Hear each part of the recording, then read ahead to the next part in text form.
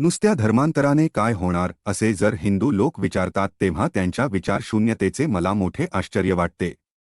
हिंदुस्थानातील शीख, मुसलमान व ख्रिस्ती हे पूर्वाश्रमीचे हिंदूच होते व तेही बरेचसे शूद्र व अस्पृश्य होते. ज्या हिंदू लोकांनी हिंदू धर्म सोडून शीख धर्म स्वीकारला, ज्या हिंदू लोकांनी हिंदू धर्म सोडून ख्रिस्ती धर्म स्वीकारला, त्यांचा काहीच अभ्युदय झाला नाही, असे या टीकाकारांना म्हणावयाचे आहे काय?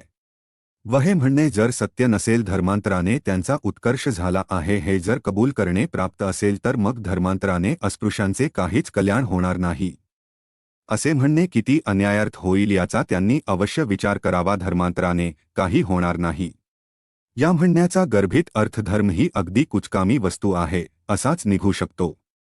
धर्म ही कुचकामी वस्तू आहे, तिच्यापासून काही लाभ नाही, हानी नाही असे ज्याचे म्हणणे आहे, त्यांनी अस्पृश्यांनी हिंदू धर्मातच राहिले पाहिजे असा आग्रह का धरावा मला समजत नाही.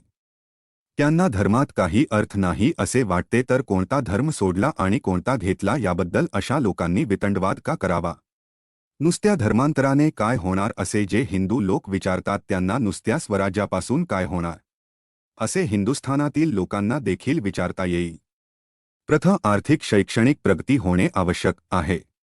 हे जर खरे आहे तर नुसत्या स्वराज्याचा काय उपयोग?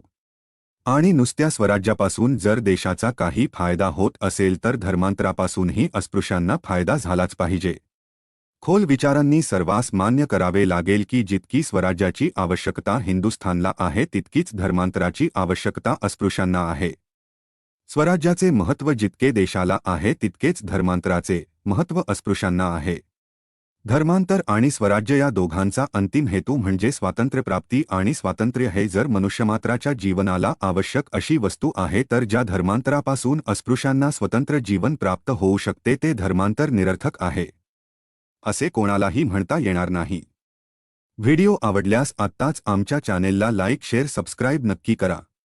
यासारखेच व्हिडिओ पाहण्यासाठी कमेंटमध्ये जय भीम जय भारत अवश्य लिहा. धन्यवाद. आपला दिवस शुभ जावो.